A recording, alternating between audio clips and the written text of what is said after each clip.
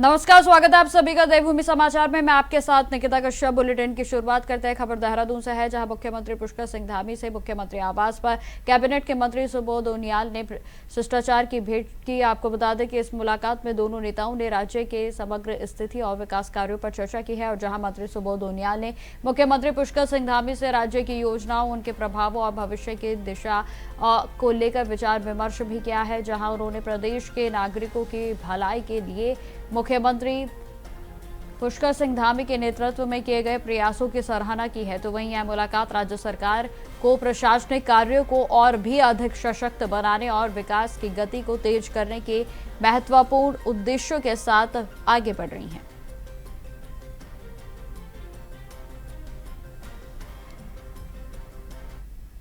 Bharatiya Janata party के पूर्व नेताओं की कांग्रेस में एंट्री के बाद अब प्रदेश की राजनीति पूरे तरीके से गर्मा गई है, और जहां जुबानी जंग भी तेज हो गई है। आपको बता दें कि भारतीय जनता पार्टी की प्रवक्ता कमलेश रमन ने इस पर प्रतिक्रिया देते हुए कहा कि ये सभी नेता पहले ही पार्टी से निष्कासित किए जा चुके हैं, और इसलिए उनके जाने से भारतीय जनता पार्टी को कोई भी फर्क नहीं पड़ेगा। जहां उन्होंने यह भी तंज कसते हुए कहा कि 2027 के चुनाव में यही नेता कांग्रेस की लुटिया डुबोने का काम करेंगे।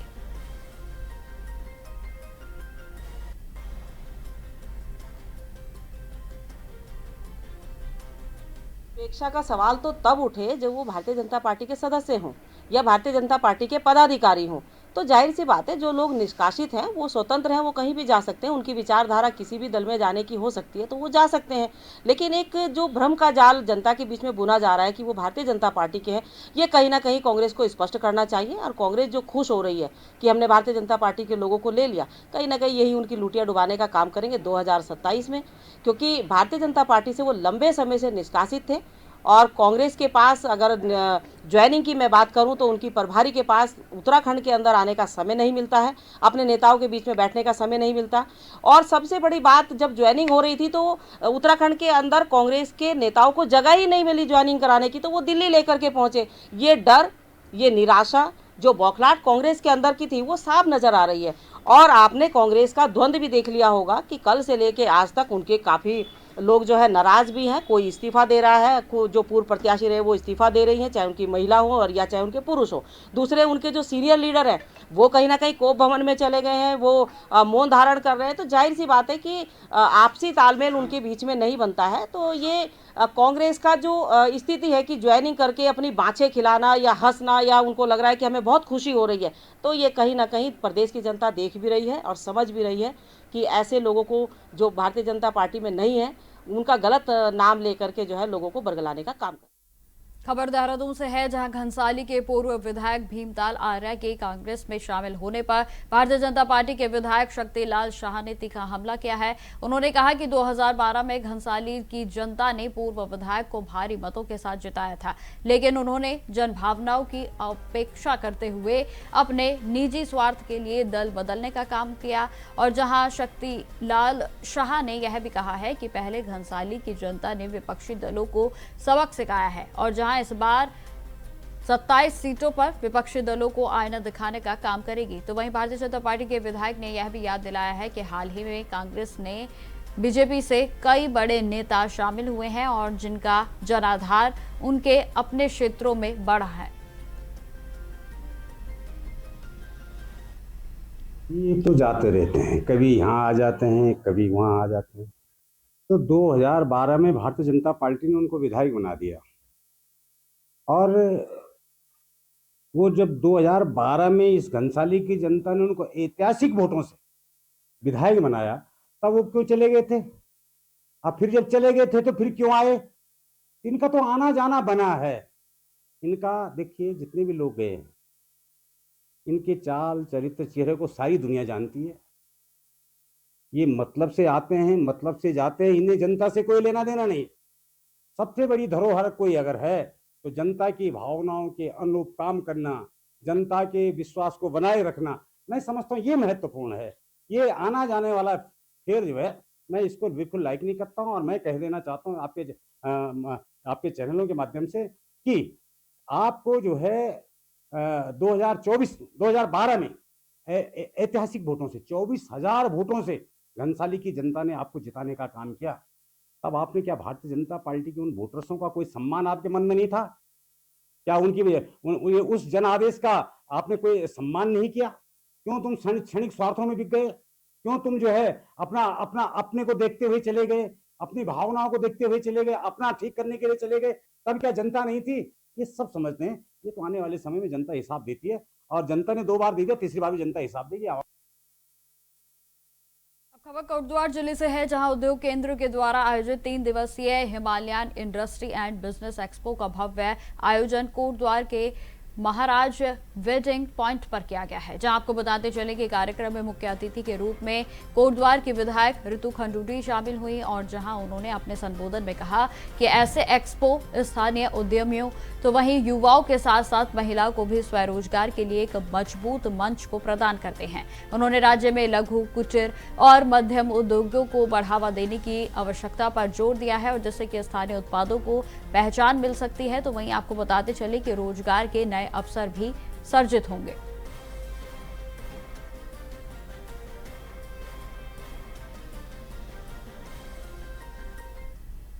हिमालयन एक्सपो भारतीय मीडिया द्वारा बहुत सुंदर यहाँ पर कार्यक्रम किया गया, जिसमें हमने अपने प्रदेश के और कुछ प्रदेश से बाहर के भी ऐसे लोगों को बुलाया जो लोकल के लिए वोकल हैं, और लोकल में जो जो चीज़ें हो रही हैं उनको किस तरह से मार्केट तक पहुंचाए उस पर कार्य कर रहे हैं।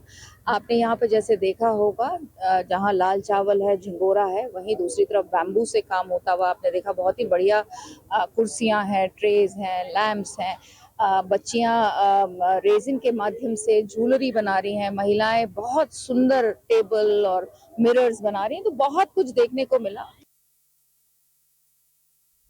खबरों में आगे बढ़ते हैं। मंत्रिमंडल विस्तार के बाद भारतीय जनता पार्टी के प्रदेश अध्यक्ष महेंद्र भट्ट ने जानकारी दी है कि दायित्वधारियों की एक और सूची जल्द ही जारी की जाएगी। उन्होंने कहा कि बीजेपी में निर्णय समय समय पर लिए जाते रहे हैं, और हाल ही में मंत्रिमंडल का भी विस्तार हुआ है, और अब तक दायित्वधारियों की 3 सूचियां भी जारी की जा चुकी हैं। मुख्यमंत्री पुष्कर सिंह धामी ने आज से ही इस विषय पर चर्चा उनकी ओर से की गई, कि जहां भट्ट ने यह कहा कि जल्द ही 2 और सूचियों को जारी किया जाएगा। पार्टी के निर्णय के मुताबिक इन सूचियों के जरिए भारतीय जनता पार्टी के कार्यकर्ताओं को और जिम्मेदारियां भी दी जाएंगी, जिससे कि संगठन को और भी सशक्त बनाया जा सके।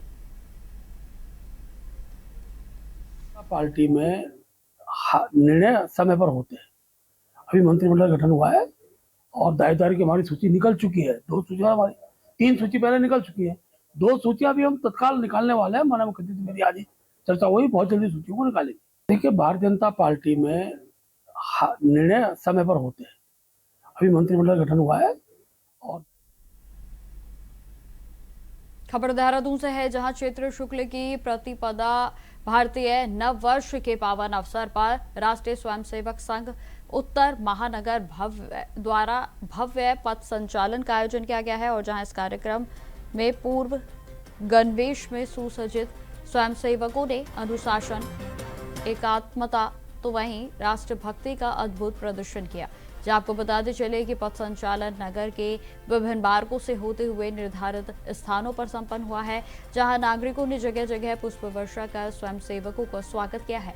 और इस अवसर पर प्रांत प्रचारक शैलेंद्र कुमार तो वहीं प्रांत के प्रमुख संजय कुमार और बीजेपी के संगठन महामंत्री अजय कुमार भी उपस्थित रहे। वक्ताओं ने अपने संबोधन में कहा कि यह दिवस भारतीय सांस्कृतिक परंपरा और नवचेतना का बेहद ही महत्वपूर्ण प्रतीक है।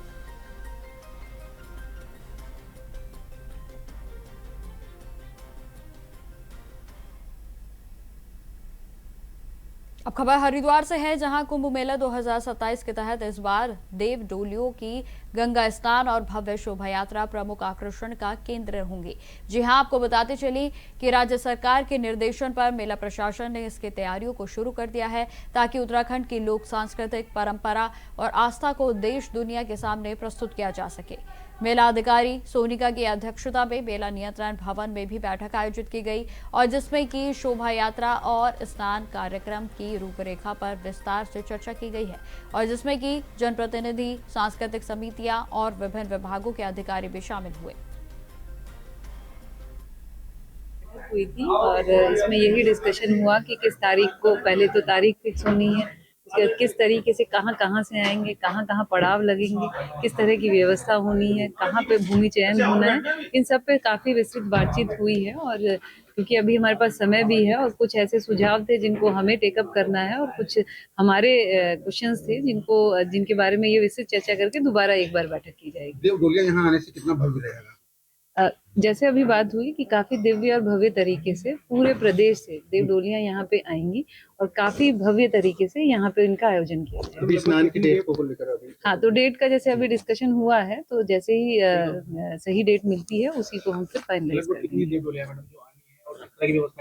ये जैसे मैंने कहा, प्रदेश से सभी हर कोने से यहाँ पे देव डोलियां आएंगी और कुमाऊं हो गया, गढ़वाल हो गया, दोनों तरफ से सभी देव डोलियां यहाँ से आएंगी और यहाँ पे बहुत ही भव्य दिव्य आयोजन किया जाएगा। और हमारी जितनी देवी देवता हैं उनको स्नान कराने का पहले से भी हमारी परंपरा रही है, लेकिन अब सामूहिक रूप से परंपरा हमने पहली बार हमारे स्वर्गीय मोहन सिंह गांवासी जी के कल्पनाओं में हमने ये साकार किया था।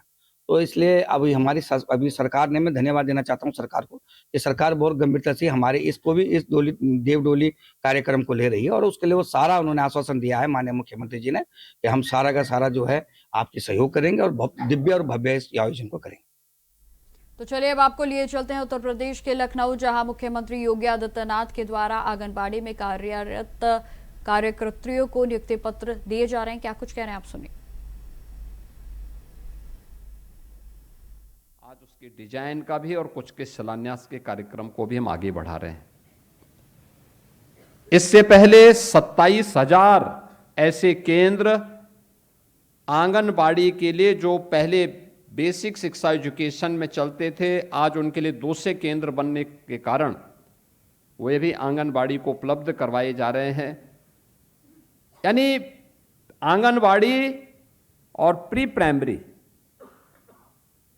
उस बच्चे को बचपन से लेकर के 6ठी क्लास यानी 6 वर्ष की उम्र तक एक केंद्र के रूप में विकसित करने की भूमिका, और इस महत्वपूर्ण भूमिका के लिए ही प्रधानमंत्री जी ने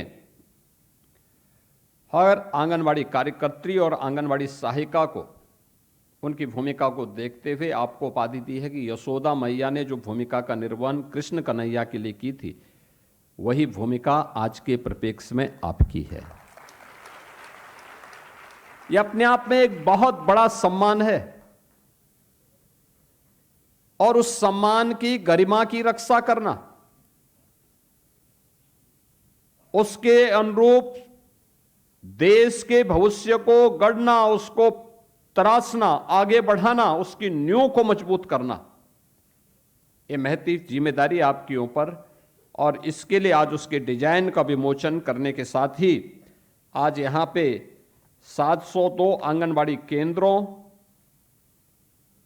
और 71 बाल विकास परियोजना के कार्यालयों के लिए भी शिलान्यास का कार्यक्रम आज यहां पे संपन्न हुआ है। इसके अलावा 2468 आंगनबाड़ी केंद्रों और 69 बाल विकास परियोजना कार्यालयों का लोकार्पण का भी कार्यक्रम यहां पे संपन्न हुआ है।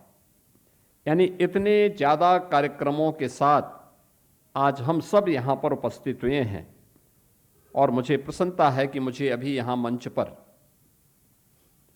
आंगनबाड़ी केंद्रों में उपयोग होने वाले उन सभी सहायक उपकरणों का, जिसमें स्टेडियोमीटर है, इन्फेंटोमीटर है, mother come child weighing scale का है, नवचयनित आंगनबाड़ी कार्यकर्तियों को हम लोगों ने नियुक्ति पत्र के कार्यक्रम को भी आगे बढ़ाया है और साथ साथ आंगनबाड़ी कार्यकर्तियों मुख्य सेविकाओं को स्मार्टफोन वितरण, ये सभी कार्यक्रम आज यहाँ पे एक साथ संपन्न हो रहे हैं। इन सभी कार्यक्रमों के लिए मैं महिला और बाल विकास विभाग को विशेष रूप से धन्यवाद देता हूं।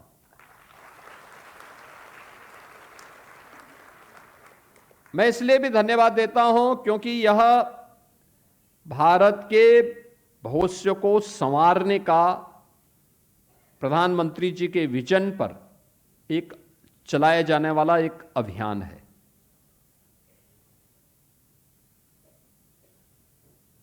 अगर नवजात शिशु सुपोषित है और मां स्वस्थ है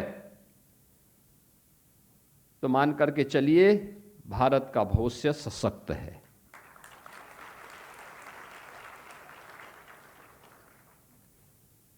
और इसी के लिए पिछले 9 वर्ष के अंदर डबल इंजन सरकार ने अनेक कदम उठाए हैं और उस कदम के सारथी हैं आप।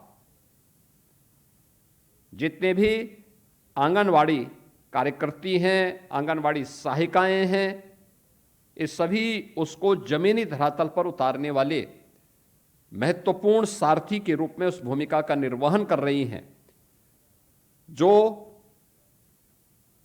यशोदा मैया की भूमिका के साथ तो काम कर ही रही हैं, लेकिन साथ साथ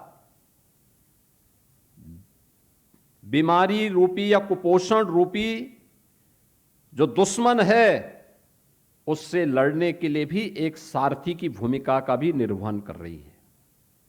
और इसीलिए मैं इस अवसर पर आप सभी का हृदय से अभिनंदन करता हूं और आप सभी को इस बात के लिए भी बधाई देता हूं कि आपके कारण परिणाम भी सामने आए हैं। परिणाम हमारे सामने हैं।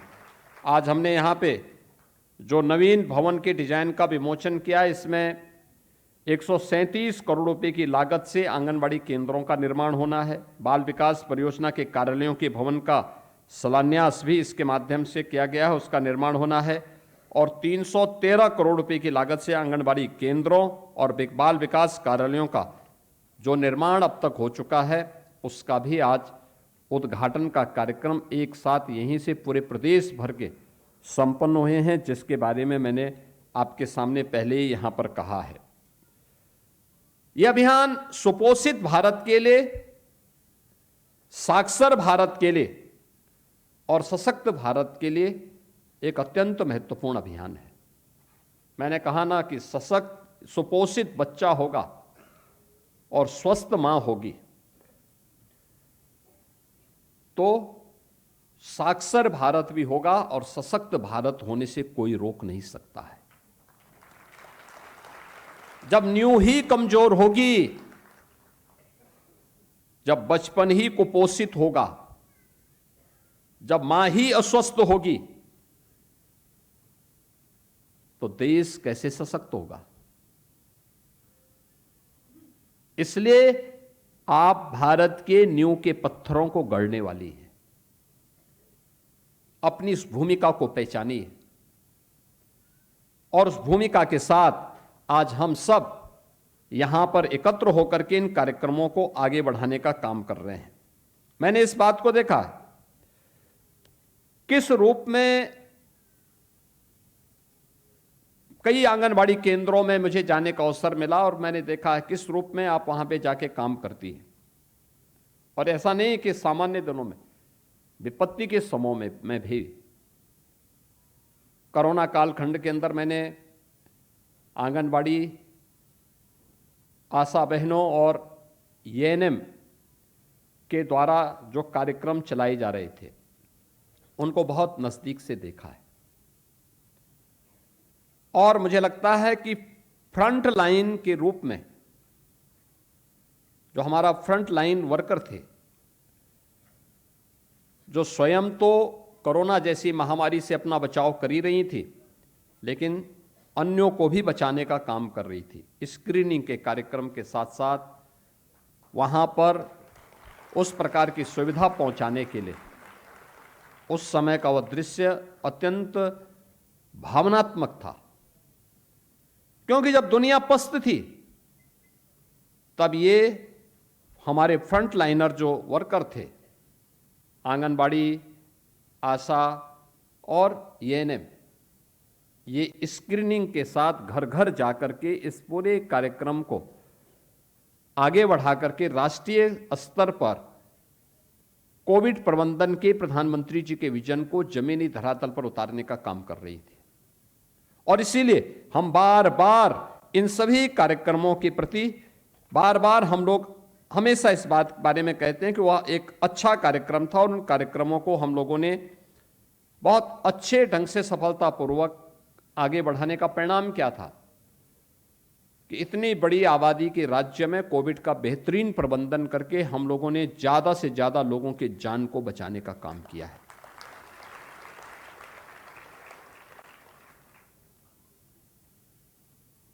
पिछले 9 वर्ष के अंदर संभव अभियान के तहत, जिसके बारे में मंत्री जी अभी यहां चर्चा कर रही थी, उसमें हम लोगों ने 1,70,00,000 से अधिक बच्चों को स्वास्थ्य स्क्रीनिंग के साथ जोड़ा। 1.5 लाख बच्चों में से 80% से अधिक बच्चे अभियान की अवधि के अंदर ही कुपोषण से मुक्त होकर के सुपोषित हुए हैं। आप सोचो कितना बड़ा काम हुआ। 1.5 लाख बच्चे जो कुपोषित थे वे सुपोषित हुए हैं। और स्टंटिंग जो बौनापन है 48% से घट करके 37% हो गया है, यानी 11% की उसमें कमी आई है। लेकिन ये डाटा मोबाइल फोन के माध्यम से अपलोड समय पे होगा तो नेशनल जो रैंकिंग होगी उसमें उत्तर प्रदेश की ग्रोथ होगी, उत्तर प्रदेश भी उसमें बढ़ोतरी लेता हुआ दिखाई देगा। फेस रिकॉग्निशन सिस्टम में 1,56,00,000 लाभार्थी प्रतिमाह अनुपूरक पोषाहार उन्हें वितरण कराया जा रहा है और एसपी बेस्ड अनुपूरक पोषाहार देने वाला देश का पहला राज्य उत्तर प्रदेश है। 35 लाख बच्चों को प्रतिदिन प्रोटीन कैलोरी युक्त हॉट कुक मील उपलब्ध करा, यानी गर्म भोजन, पौष्टिक भोजन उन्हें उपलब्ध करवाने का काम भी आज प्रदेश के अंदर 35 लाख बच्चों के लिए उपलब्ध करवाने का कार्य भी सफलतापूर्वक आगे बढ़ा है। और अगर आज को देखना है, जो एक कार्य जो आप उपलब्धि की बात कर रहे थे, जिनके बारे में मैंने भी और हमारे दोनों मंत्रियों ने भी अभी बात कही है, क्या ये 17 के पहले संभव था? नहीं, क्योंकि 17 के पहले तो जो एक पोषाहार था ना, इसका वितरण कौन करता था? उत्तर भारत का जो सबसे बड़ा शराब माफिया था उसको सरकार ने पैसा लेकर के ठेका दे रखा था और वही तय करता था, वही ये तय करता था। मैं बहुचक था जब 17 में सरकार बनी, तो मैं इस बात को लेकर के बहुचक था कि जो सबसे बड़ा शराब माफिया है वह महिला और बाल विकास विभाग में भी घुसा हुआ है। जब मुझे जानकारी मिली, मैंने कहा भाई ये तो शराब माफिया है, शराब माफिया का यहां क्या काम? लेकिन नहीं, सब काम वही करता था, रेसिपी वो तय करता था, कहीं पहुंचता था कहीं नहीं पहुंचता था। इतना खराब गुणवत्ता देखने को मिलती थी कि खाने की स्थिति नहीं होती थी किसी की, और इसीलिए तो यूपी बीमारू था। ये बीमारूपन का जब बचपन ही कुपोषित हो तो राज्य को तो बीमारू होना ही होना था। ये पाप कौन करता था? ये लोग वही पाप करने वाले लोग हैं जो जाति के नाम पे समाज को बांट करके समाज की सुरक्षा में भी सेंध लगाने का काम करते हैं और बच्चों और कुपोषित माताओं की पोषाहार पर भी डकैती डालने का काम करते थे। ये वही लोग हैं जो आज नाराबाजी करके अव्यवस्था पैदा करते हैं। आप सोचो ना, एक तरफ इन बच्चों और कुपोषित माताओं के पोषाहार पर, उनके पुष्टाहार पर एक शराब माफिया के माध्यम से ये लोग प्रहार करते थे, और दूसरी तरफ ये जितनी नियुक्तियां हुई हैं 46 जनपदों में 754 नवचयनित आंगनबाड़ी कार्यकर्तियों को आज नियुक्ति पत्र वितरण किया जा रहा है। 44 जनपदों में 17,686, डाटा देखें ना कितना बड़ा नंबर है, 17,786।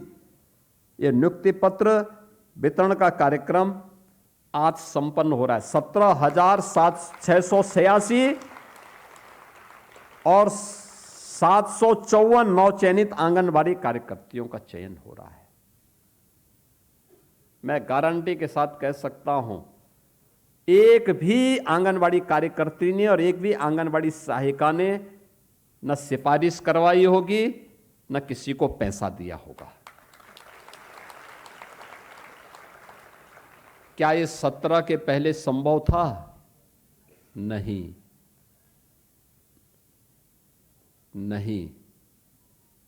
तो लखनऊ से आप सुन रहे थे मुख्यमंत्री योगी आदित्यनाथ को। फिलहाल इस बुलेटिन में इतना ही। देश दुनिया की तमाम खबरों की जानकारी के लिए बने रहें हमारे साथ। नमस्कार।